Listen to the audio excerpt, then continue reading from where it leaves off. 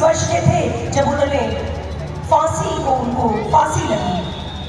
भगत सिंह 23 वर्ष के, मीराबाई जी 32 वर्ष के, विवेकानंद जी 39 ईयर्स के थे मात्र, बस इतनी सी उम्र थी। लेकिन उनके जाने के बाद भी आज उन्हें याद किया जाता है, और जब जब याद किया जाता है हमारा शीश उनके आगे नतमस्तक हो जाता है। जानते हैं क्यों? कोई राष्ट्रभक्त था, कोई ईश्वर का भक्त था। किसी ने माँ भारती की सेवा की तो किसी ने माँ भारती के लिए अपने प्राण ही न्यौछावर कर दिए। सज्जनों, अध्यात्म का संबल लेकर, सनातन धर्म का संबल लेकर राष्ट्र की सेवा करें, राष्ट्र की भक्ति करें, इससे ऊपर कुछ भी नहीं है। आज हमें लगता है ये बातें शायद असंभव है, कठिन है, लेकिन कठिन नहीं है। हम उसी देश से आते हैं जहां से माँ सीता हुई है। माँ सीता मात्र सहिष्णुता की प्रतिमूर्ति नहीं थी। माँ सीता आत्मसम्मान, आत्मविश्वास, आत्मबल का भी प्रतीक है।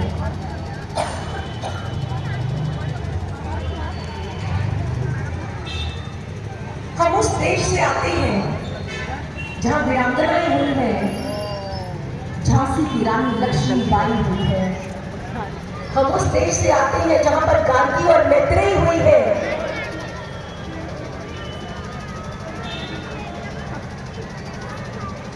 क्षमा चाहूंगी, गला बहुत बैठा हुआ है, आप सभी के स्नेह की वजह से मना नहीं किया जाता, लेकिन जैसा कि मैंने कहा कि आप ही हमारा उत्साह है और आप ही हमारी ऊर्जा है।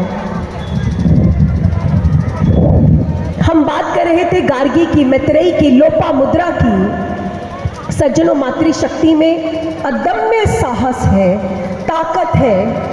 आप भविष्य को गढ़ती हैं, आपकी गोद में भविष्य पलता है। और अगर आप ये ठान लें कि आपने अपनी संतान को मूल्य देने हैं, संस्कार देने हैं, राष्ट्रबोध देना है, तो भारत की प्रगति को कोई नहीं रोक सकता, कोई भी नहीं रोक सकता। कोई चुनौती आ जाए, विपरीत से विपरीत परिस्थिति आ जाए, हम खड़े हैं साथ। आप जानते हैं, हर योद्धा के जीवन में विपरीत परिस्थिति आती है। विवेकानंद जी के जीवन में विपरीत परिस्थिति आई, अर्जुन के जीवन में विपरीत परिस्थिति आई। विवेकानंद जी ने कहा कि सत्य को स्थापित होने के लिए 3 चरणों से गुजरना पड़ता है: उपहास, विरोध और अंततः स्वीकृति। समाज पहले उपहास उड़ाएगा, मजाक बनाएगा, फिर विरोध भी करेगा और बहुत बाद में स्वीकृति मिलती है। सज्जनों, जब आज से लगभग 20 वर्ष पूर्व मैंने संन्यास धारण किया था, सभी ने मना किया, बोला क्या आवश्यकता है पढ़ लिख कर संन्यास धारण करने की, क्या आवश्यकता है माँ भारती की सेवा करने की, कुछ बहुत बड़े कॉर्पोरेट में जॉब मिल सकती है, बहुत अच्छा कुछ कर सकते हैं, कंपनी का CEO बन सकती हैं। नहीं सज्जनों, सनातन धर्म के संस्कार थे। ये स्वतंत्रता माता पिता ने दी थी कि अपने जीवन की दिशा का स्वयं चयन करो, तभी आज आपके समक्ष खड़े हैं, आपके बीच खड़े हैं, नहीं तो कभी ये संभव नहीं हो पाता। और जानते हैं, आपके हाथों में, हमारे हाथों में भारत का भविष्य है। तो मैं तो यही कहूंगी, रूप देंगे, रंग देंगे, प्यार देंगे, हम भविष्य को नया आकार देंगे।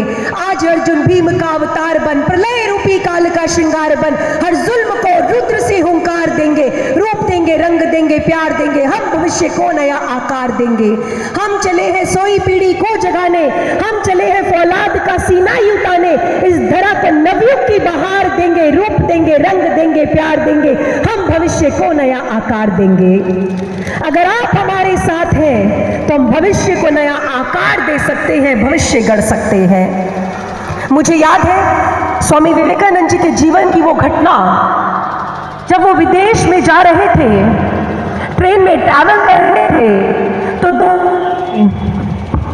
उनका मजाक उड़ाया, उनका भगवा लिबास देखा कि सर पे एक पगड़ी है, उनका उपहास उड़ाया और क्या बोलते हैं, मजाक करते हैं इंग्लिश में कुछ, कमेंट पास करते हैं। उन्हें लगा कि ये तो भगवाधारी हैं, ये सन्यासी हैं, इन्हें अंग्रेजी नहीं आती होगी, इन्हें क्या समझ में आएगा कि हम इनका मजाक उड़ा रहे हैं। तो जानते हैं स्वामी विवेकानंद जी ने क्या जवाब दिया था?